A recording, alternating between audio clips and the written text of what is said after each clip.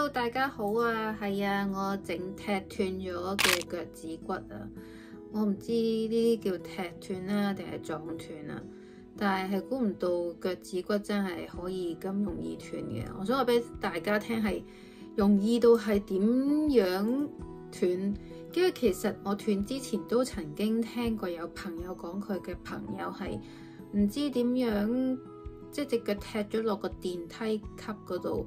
可以話係唔止斷一隻腳，佢好似斷幾隻。我當時我聽到嘅時候覺得哇嚇咁兒戲嘅咩？咁容易斷嘅咩？佢啲骨好渣㗎咁。跟住而家今次自己親身經歷啦。咁我而家話俾大家聽，我係點樣整斷㗎啦？其實我係俾呢一個床框嗰個床角嗰度撞斷嘅，唔知叫撞斷定踢斷啊。咁其實我係只不過想快幾步，即係有少少跑咁幾步快步咁樣，想跑過去梳妝台張凳度，咁就隻腳趾踢咗落個床腳嗰度。咁初覺得冇乜理由會斷嘅，咁兒戲。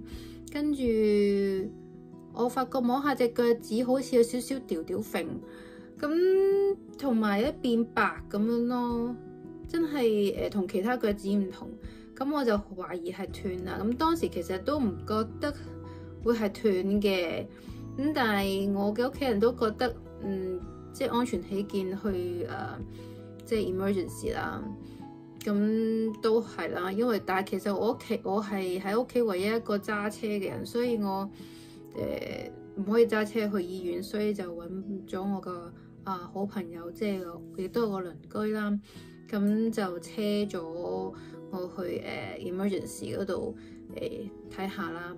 咁其實嗰陣時事情發生都9點幾噶啦，咁有少少 hesitate， 好唔好打攪人哋車我去呢？咁但係最後都係覺得需要嘅，咁所以就打話俾個朋友啦。咁跟住但係要留意英國咧嗰啲急症室咧，有啲係去到夜晚黑10點，有啲就24小時嘅。咁就上網揾咗一間24小時，但係就遠啲啦，要廿幾分鐘車。咁都照去咗啦。咁去到之後咧，好多人，可能嗰日星期六晚咁樣咧，就見到好多人。跟住就去分流啦，咁姑娘就同我講，佢就話我而家係咁以幫你包紮咗先啦，即係佢其實幫我固定咯。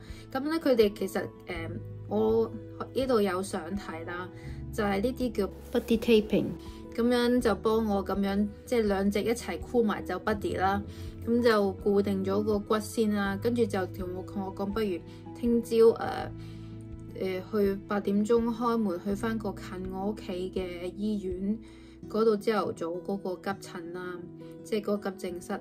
咁佢話如果你留得喺呢度咧，都要等通宵噶啦。咁都其實佢呢個 suggestion 都幾好嘅。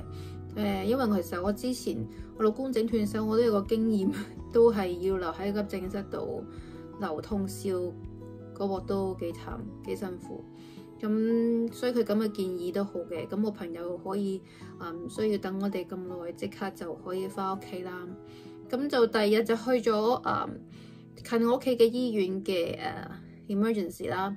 跟住姑娘，即係嗰日頭其實好多噶，日頭就算人都唔少嘅星期日，咁但係就好快咯，我一個鐘度已經睇晒啦，咁照 X-ray 啊，咁 check 啊。咁我又同翻姑娘講翻我前一晚嘅經歷啦，咁去另外一個區嘅急症室，跟住佢就同我講話，急症室咧唔係你呢啲 case 用噶，應該即係一啲要係一啲心臟病啊。可能中風啊，即係呢啲咁嘅情況先去嘅。你呢啲梗係朝頭早過嚟啦。其實我係同佢講翻，我話尋日嗰間醫院個姑娘同我講呢，佢話 suggest 我今日過嚟係因為驚我留喺嗰度咧會留到好夜，會通宵。咁但係我唔知點解朝頭早嗰間醫院嘅姑娘就同我講話，我呢啲情況咧就唔去嗰間，唔去急症室，急症室唔係咁用。咁但我心諗，你話要心臟病啊、中風嗰啲，即係先去得嘅，咁即係有幾多人去咧？唉，我唔知，總之我覺得唔係啦，因為我之前我老公整親隻手嗰陣時去嗰間醫院，我覺得都係咁樣去噶啦，整親隻手，我都見到有其他人其實整親隻手指啊，或者 BB 發燒，咁都會去急症室噶嘛。咁我唔知佢咩心態啦，或者係點啦。咁我講翻朝頭早去到急症室之後，姑娘就同我照 X-ray 啦。